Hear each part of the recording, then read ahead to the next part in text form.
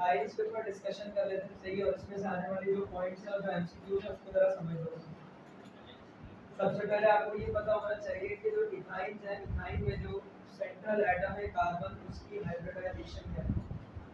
Ethyl में मौजूद जो कार्बन एटम होता है उसकी हाइब्रिडाइजेशन जो होती है वो है sp हाइब्रिडाइजेशन, सही है।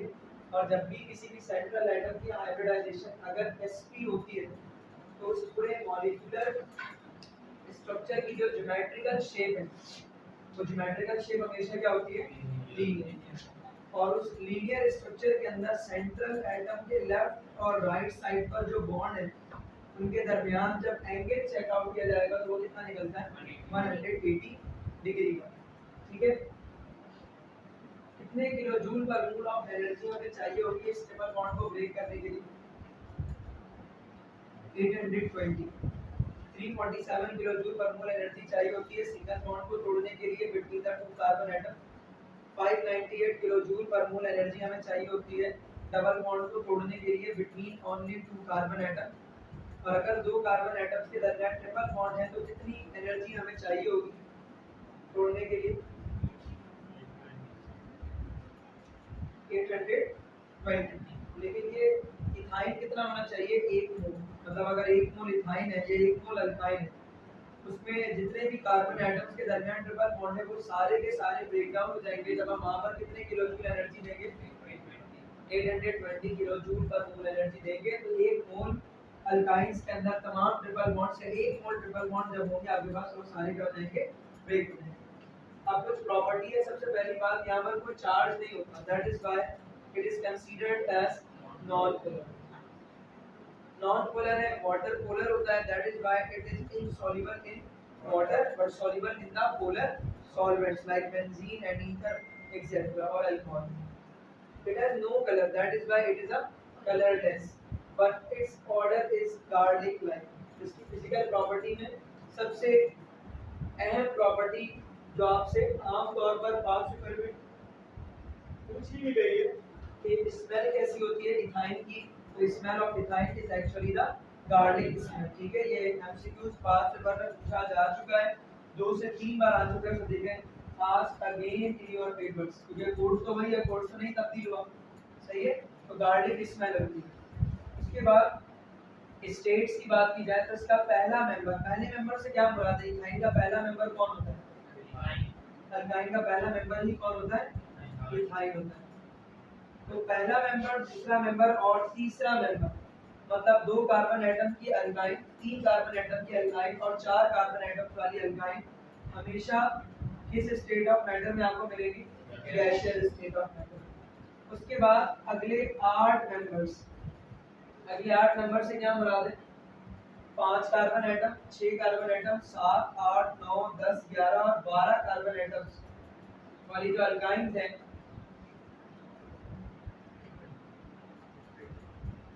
वो आपको किस स्टेट में मिलेंगी, लिक्विड स्टेट।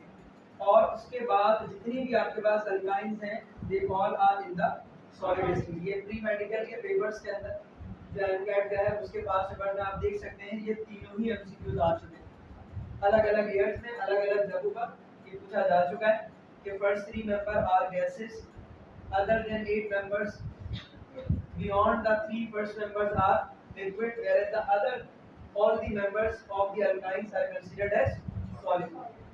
प्रिपरेशन की बात की जाए तो 2 तरीके से आपके साथ अब प्रिपरेशन को यहाँ पर डिस्कस करेंगे। पहला है आपके पास डिहाइड्रोहाइलोजिनेशन ऑफ डाइहैलाइड, बल्कि एक ही मेथड है उसमें 2 तरीके का। पहला हम डिस्कस करेंगे कि कैसे विसिनल डाइहैलाइड के अंदर डिहाइड्रोहाइलोजिनेशन होगी। उसके बाद फिर हम देखेंगे जैमिनल डाइहैलाइड्स के अंदर किस तरीके से डिहाइड्रोहाइलोजिनेशन। अब आपको पहले ये पता होना चाहिए कि विसिनल डाइहैलाइड किसे कहते हैं और जैमिनल डाइहैलाइड किसे कहते हैं। तो अगर हम बात करें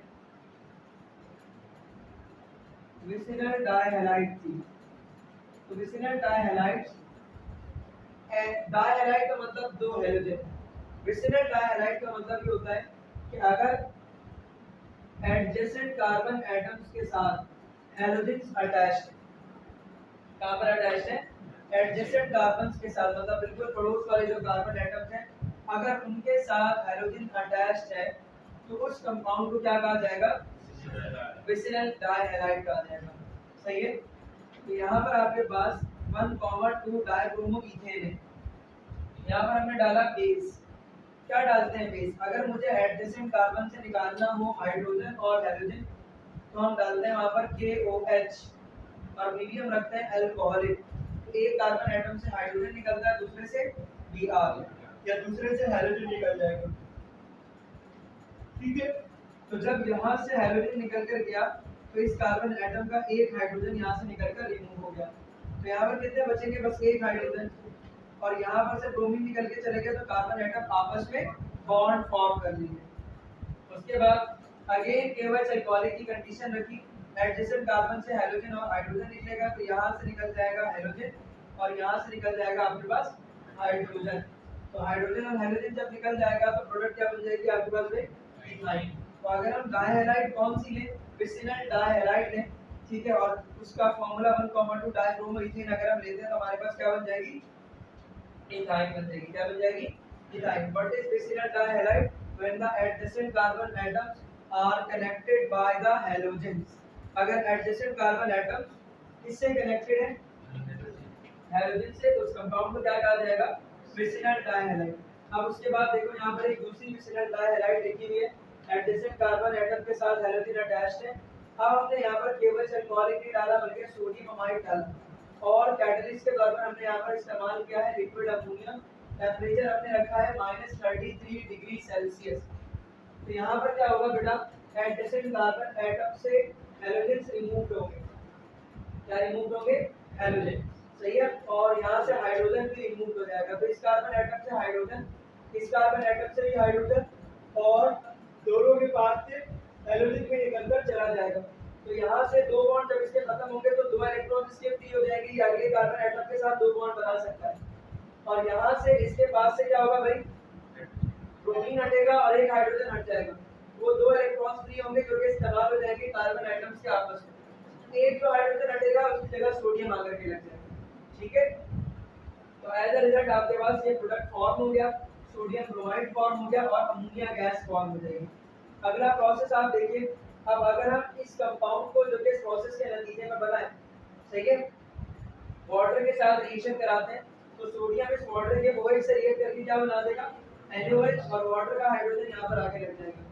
अलबत्ता इस प्रोसेस के दौरान हमने क्या फॉर्म कर लिया, अल्काइन। क्या फॉर्म कर लिया, अल्काइन। तो विसिनल डाइहैलाइड के साथ आप अल्काइंस को फॉर्म कर सकते हैं। या तो KOH अल्कोहलिक डाल दें, और अगर KOH अल्कोहलिक नहीं है तो sodium amide in the presence of liquid ammonia at the temperature -33 degree Celsius भी आप ये वाला प्रोसेस परफॉर्म कर सकते हैं। ठीक है। उसके बाद आ जाओ जैमिनल डाइहैलाइड्स। अब जैसे विसिनल डाइहैलाइड था बिल्कुल इसी तरीके से जैमिनल डाइहैलाइड्स फॉर्म होता है।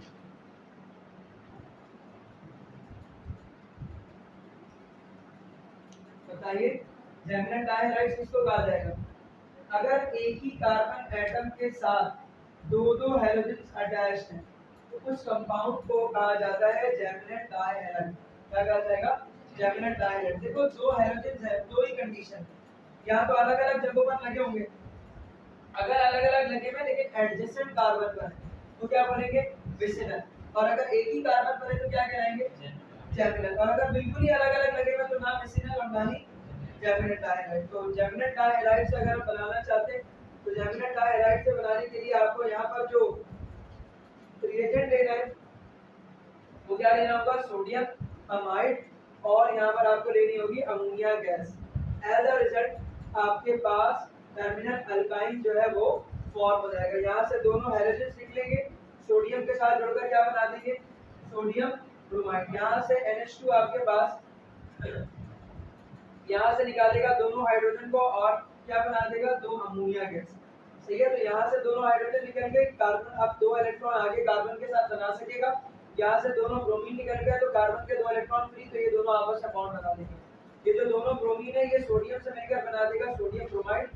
यहाँ से जो NH2 निकला वो इसके निकलने वाले दोनों हाइड्रोजन से मिलकर क्या बना देगा, अमोनिया गैस।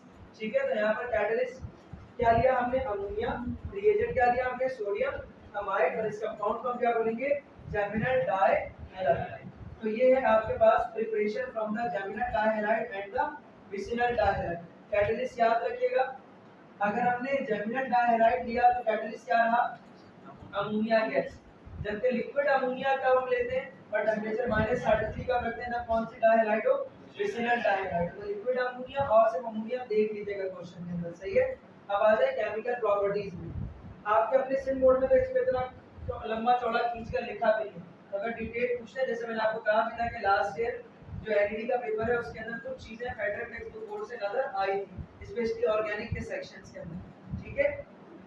अब आ जाए केमिकल प्रॉपर्टीज की तरफ। तो चूंकि अल्काइंस की अगर बात की जाए तो अल्काइंस में आपके पास कार्बन एटम्स के पास क्या मौजूद होता है, ट्रिपल बॉन्ड मौजूद है। अगर वो नॉन टर्मिनल अल्काइन है तो उनके पास हाइड्रोजन नहीं होगा, और अगर वो टर्मिनल अल्काइंस है तो उनके पास टर्मिनल हाइड्रोजन जो है वो बेटा अवेलेबल होगा।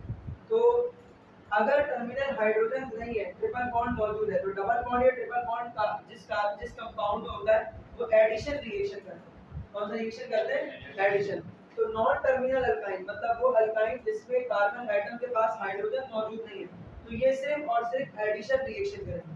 कौन सा रिएक्शन करेंगे, एडिशन रिएक्शन। लेकिन अगर टर्मिनल अल्काइंस की बात की जाए तो टर्मिनल अल्काइन अपना कॉर्नर वाला हाइड्रोजन सब्स्टिट्यूट कर सकते हैं, इसीलिए ये टर्मिनल अल्काइन सब्स्टिट्यूशन रिएक्शन भी दे सकते हैं और एडिशन रिएक्शन भी दे सकते हैं। तो दो तरह के रिएक्शन हम अल्काइंस के अंदर पढ़ते हैं, number 1 addition reaction and number 2 substitution reaction. Substitution reaction अलबत्ता सिर्फ वही दे सकते हैं जो टर्मिनल अल्काइन हो। टर्मिनल अल्काइंस का मतलब बिल्कुल आखिरी कार्बन एटम के पास ट्रिपल बॉन्ड होना चाहिए, और जब ये कंडीशन होगी तो लाजमी सी बात है टर्मिनल अल्काइन के पास हाइड्रोजन मौजूद होगा, और उस हाइड्रोजन को हम कंसीडर करते हैं एसिडिक हाइड्रोजन। क्या कंसीडर करते हैं, एसिडिक हाइड्रोजन, बिकॉज़ लुईस का कांसेप्ट है वो कंपाउंड जो हाइड्रोजन को रिमूव करते हैं उन कंपाउंड्स को क्या कहा जाता है, एसिड्स कहा जाता है। तो टर्मिनल अल्काइन के पास से जो हाइड्रोजन है वो रिमूव हो सकता है, इसीलिए टर्मिनल अल्काइन को एसिडिक अल्काइन भी कंसीडर किया जाता है। तो इसको हम एसिडिक अल्काइन नहीं कंसीडर करेंगे, इन दोनों को करेंगे, क्योंकि इनके टर्मिनल वाले जो हाइड्रोजन है वो निकल सकते हैं, रिप्लेस हो सकते हैं, हमें मिल सकते हैं। तो जो भी सब्सटेंस हाइड्रोजन हमें प्रोवाइड करता है उस सब्सटेंस को हम क्या कहते हैं, एसिड कहते हैं, ठीक है। तो terminal alkynes are considered as acidic, non terminal alkynes are not considered as acids. इनके अंदर कोई एसिडिक प्रॉपर्टी नहीं होगी, ये कोई सब्स्टिट्यूशन रिएक्शन नहीं करेंगे, ये सिर्फ एडिशन रिएक्शन करेंगे। यहाँ पर सब्स्टिट्यूशन और एडिशन दोनों पॉसिबल है, ठीक है। तो पहले देखिए acidity of terminal alkyne substitution reaction के अंदर आपको बताया जा रहा है। सबसे पहले इन्होंने क्या लिया, सोडियम अमाइड लिया। क्या लिया इन्होंने, सोडियम अमाइड। और सोडियम अमाइड किसकी प्रेजेंस में लिया है, कैटलिस्ट यहाँ पर क्या है, लिक्विड अमोनिया। तो सोडियम अमाइड क्या करेगा, अपना सोडियम प्रोवाइड कर देगा किसको, इस टर्मिनल अल्काइन को, हाइड्रोजन यहाँ से निकाल देगा और कुछ यहाँ पर सोडियम आकर लग जाएगा, तो आपके पास प्रोडक्ट बन जाएगा। अगला वाला देखो, इथाइन के साथ जब दो सोडियम मेटल को हम रिएक्ट कर रहे हैं तो यहाँ से हाइड्रोजन और यहाँ से हाइड्रोजन निकल जाएगा और उसकी जगह पर क्या लग जाएगा, सोडियम, और यहाँ से हाइड्रोजन और यहाँ से हाइड्रोजन जो निकले वो मिलकर क्या बना देंगे, हाइड्रोजन गैस।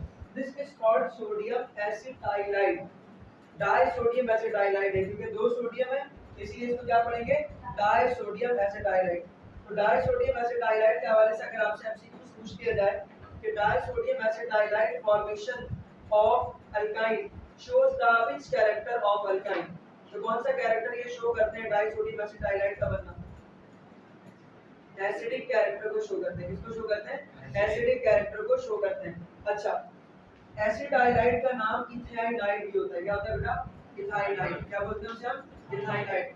एसिटाइलाइड कह लें या फिर इथाइनाइड कह लें। सोडियम है तो सोडियम इथाइनाइड, कॉपर होगा तो कॉपर इथाइनाइड, सिल्वर होगा तो सिल्वर इथाइनाइड। तो अगर कभी प्रोडक्ट में बोला जाए ना कि terminal alkyne will produce the ethynide, तो वहां सोचेगा नहीं, एसिटाइलाइड्स को ही हम क्या बोलते हैं, इथाइनाइड्स कहते हैं, ठीक है। अब आते हैं यहाँ पर नेक्स्ट रिएक्शन देखिए, यहाँ से पांच पेपर के अंदर एनईडी में 10-12 बार सवाल बन चुका है कि जब हम सिल्वर एसिटाइलाइड बनाना चाहते हैं तो इथाइन के साथ किस चीज को रिएक्शन करना पड़ेगा। इथाइन के साथ हमें यहाँ पर सिल्वर नाइट्रेट को रिएक्ट कराना पड़ेगा in the presence of basic solution that is ammonium hydroxide, ठीक है, जो कि इस रिएक्शन को इजी बनाएगा। और प्रोडक्ट क्या बन जाएगा आपके पास silver acetylide. Silver acetylide white precipitates की शक्ल में हमें मिलते हैं। तो पास्ट पेपर में ये भी पूछा गया है कि आपके पास सिल्वर एसिड हाइलाइट का जो कलर है वो कौन से प्रेसिपिटेट है बेटा, इसके व्हाइट प्रेसिपिटेट। कौन से प्रेसिपिटेट है? White precipitate. ठीक है, उसके बाद आ जाइए नेक्स्ट। अब इसको हम क्या बोलते हैं? Cuprous chloride. याद रखिएगा Cu2Cl2 में कॉपर के ऊपर चार्ज है +1। कॉपर के ऊपर क्या चार्ज है बेटा? +1 और वो 2 मौजूद है। क्लोराइड पे चार्ज है -1 और वो भी 2 मौजूद है। तो जब भी कॉपर पे चार्ज होगा +1, कॉपर पे जब भी चार्ज होगा +1, क्या वर्ड यूज होगा बेटा? क्यूप्रस। क्या वर्ड यूज होगा? क्यूप्रस। पास पेपर में नाम लेकर सिर्फ सवाल आया, रिएक्शन से सवाल नहीं आया। एक बार उसमें ये पूछा गया कि डायरेक्ट कॉपर एसिड हाइलाइट बनाने के लिए क्यूप्राइड लेंगे, क्यूप्रिक क्लोराइड लेंगे या क्यूप्रस क्लोराइड लेंगे? तो क्या होगा इसका आंसर? Cuprous chloride. वहां पर बैठकर क्यूप्रिक क्यूप्रस में कंफ्यूज नहीं होगा। एक को याद रखो, +1 चार्ज है तो SOUS, सही है। तो क्यूप्रस, क्यूप्रस का मतलब कॉपर पे क्या चार्ज है? +1 चार्ज है। ठीक है, तो क्यूप्रस क्लोराइड के साथ जब इथाइन को रिएक्ट कराएंगे तो क्या बन जाएगा बेटा? कॉपर इथाइनाइड या फिर डाई कॉपर इथाइनाइड जिसको हम कहते हैं, या फिर di copper acid highlight. Colour क्या होता है इसका? कलर क्या होता है इसका? रेड प्रेसिपिटेट्स आपको मिलते हैं। सही है, रेड प्रेसिपिटेट मिलेंगे। याद रखिएगा सिल्वर एसिड हाइलाइट या सिल्वर इथाइनाइड के प्रेसिपिटेट कौन से? व्हाइट। क्यूप्रस क्लोराइड के जो आपके पास रिएक्शन कराने के बाद जो आपके पास बनेगा, क्या बनेगा? डाई कॉपर इथाइनाइड या डाई कॉपर एसिड हाइलाइट। उसका कलर क्या होगा? Red precipitates. कलर याद रखिएगा, या आपके इंटरव्यू में पूछेंगे या आपके एनडी के पेपर में पूछेंगे और एमकेट वाले बच्चों से भी पूछा जाएगा। सही है, रेड कलर का प्रेसिपिटेट बनेगा। अब आ जाओ इथाइनाइड के यूजेस में। तो ethynide is used in the preparation, purification, separation and identification of alkyne. Preparation में, प्यूरिफिकेशन में और सेपरेशन में और आइडेंटिफिकेशन ऑफ अल्काइन में इसको हम यूज करते हैं। जितने भी इथाइनाइड्स है ना, इनको अगर आप dilute solution of mineral acid से रिएक्ट कराते हैं तो ये इथाइन में तब्दील हो जाएंगे। मतलब अगर आप डाइल्यूट HNO3 या डाइल्यूट HCl के साथ या डाइल्यूट H2SO4 के साथ इनमें से किसी भी एसिड हाइलाइट को आप रिएक्ट करेंगे तो वो किसमें तब्दील हो जाएगा? अल्काइन में वापस तब्दील हो जाएगा। ठीक है, तो इसलिए वर्ड यूज की गई। तो आपके पास इथाइनाइड है, इसको हम इस्तेमाल करेंगे। कहां इस्तेमाल करेंगे? For the preparation of alkynes. Clear हो गई बात? तो बेटा यहां तक हमने प्रिपरेशन, प्रॉपर्टीज फिजिकल वाली, साथ में इनके इंट्रोडक्शन से रिलेटेड और इनकी बच्चा केमिस्ट्री के पॉइंट्स और उसके रिएक्शन में सब्स्टिट्यूशन हमने यहाँ कवर कर दिया। नेक्स्ट जो लेक्चर है हमारा वो कौन सा होगा? Addition reaction of alkynes. सही है।